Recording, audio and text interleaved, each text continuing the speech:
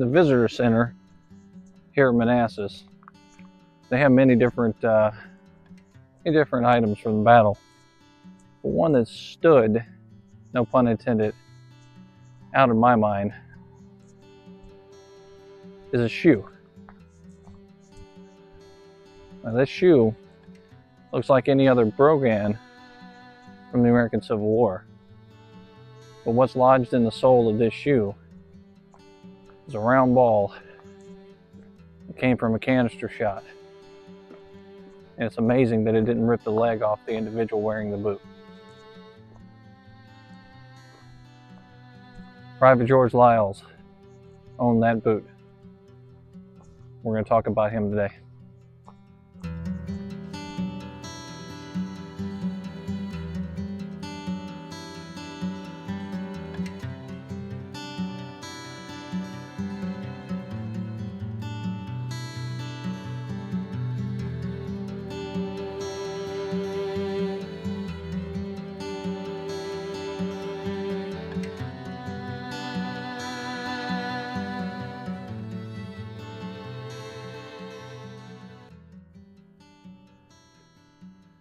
Private George Lyles was a 27-year-old shoemaker.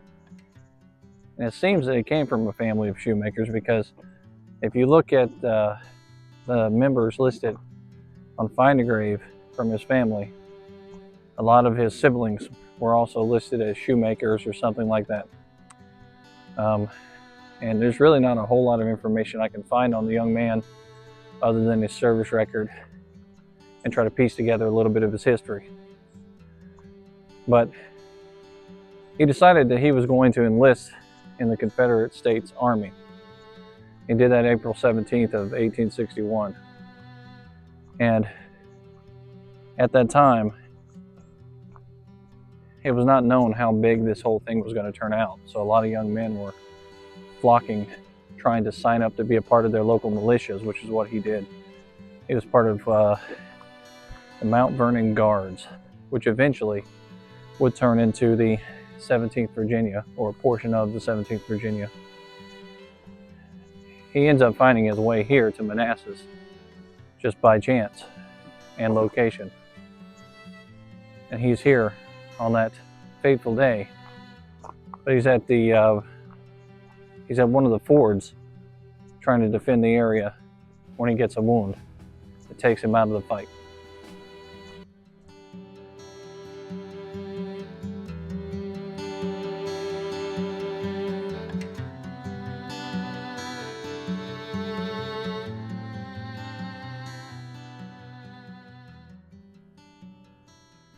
Defending Blackburn's Ford turns out to be a tough task for him and for his unit.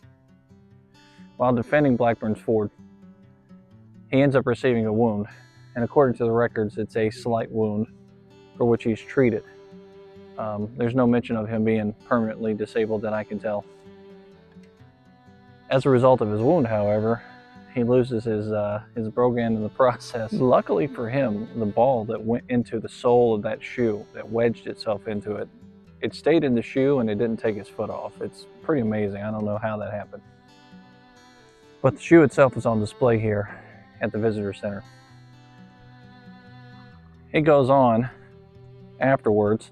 He has a 1-year enlistment, but he's not exactly had a really good run of luck. And his enlistment in the Confederate Army doesn't turn out to be the most honorable enlistment.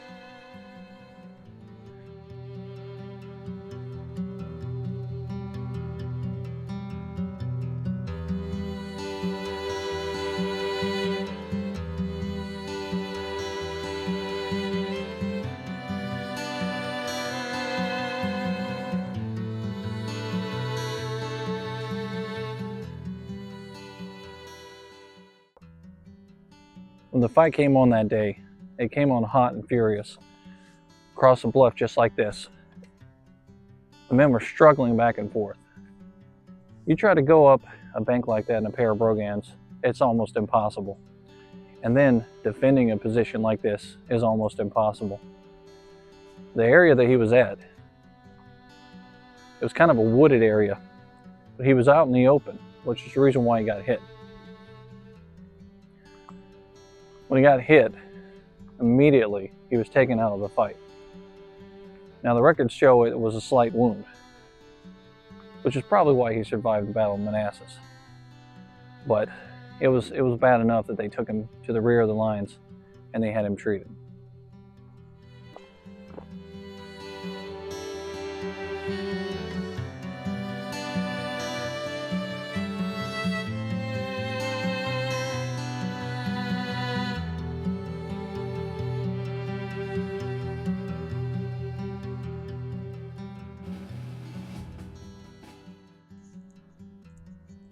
In July of 1862, he's listed as being AWOL.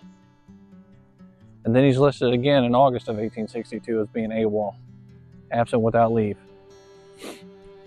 Then in October, he's listed as being among the sick in his unit. So he's found, he's come back, and now he's sick. He can't fight. Eventually, he's taken prisoner of war, July of 1863, according to a record that I've seen. And he's confined at Point Lookout, Maryland, where he eventually takes the oath of allegiance and is transferred to Fortress Monroe and eventually back to Alexandria, where he goes to live on the rest of his life. The rest of his life is pretty mundane. There's not a whole lot about him other than the articles about his obituary. He goes on to become a shoemaker like he was before, and then eventually ends up becoming a policeman in the police force in his town and lives out a pretty decent life as a policeman.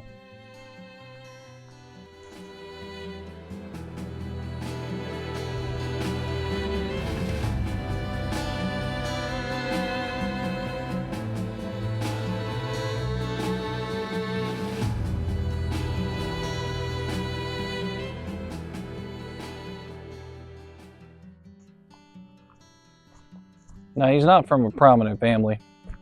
His father, Thomas, and Isabella have eked out a life. He ends up having 5 other siblings in his family with him. And they on and off work shoemaking and things like that in order to make a living for their family. They have a decent-sized home, and they have, you know, what the average modern family would have in those days. But their life really isn't any different than anybody else living in the area.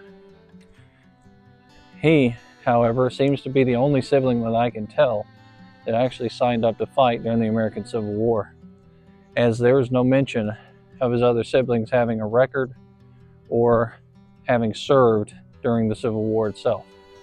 And Private Lyles found out really fast just how bad service in the Army during a war was going to be. And from all accounts, it doesn't seem like he really wanted to do it.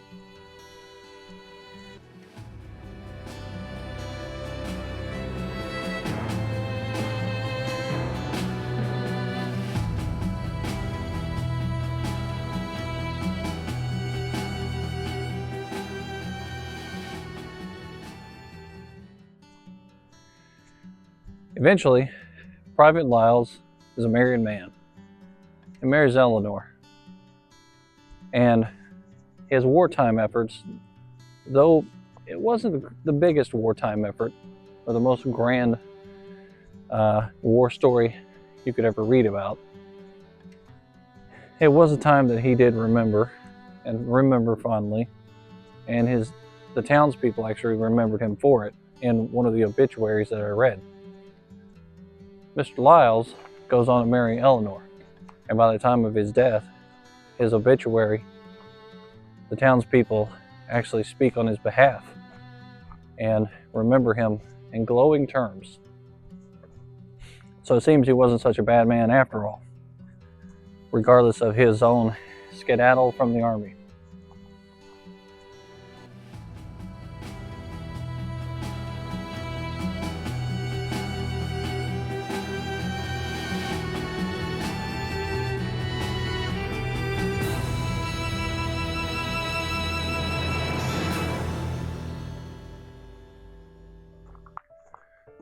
In September of 1900, Private Lyles would die, leaving behind what was left of his family, his wife, who would eventually die in 1914, and not a very big fortune. He was a very modest man. They weren't wealthy people at all. But he is now forever remembered for having a wound here in Manassas, and for having that boot taken off of his foot with a canister shot, a round ball, lodged in the front of the toe of the heel, or the sole of the shoe. It's a pretty amazing display. If you get a chance, come out here to Manassas and take a look at that boot on display at the Visitor Center at the National Park.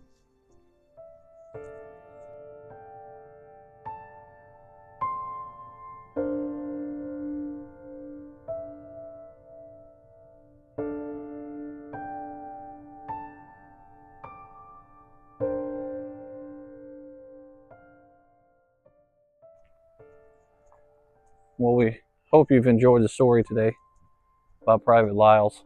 We hope to continue to bring small stories like that to you, and individual soldier stories like that are very important to us. Until next time, this is History with Waffles.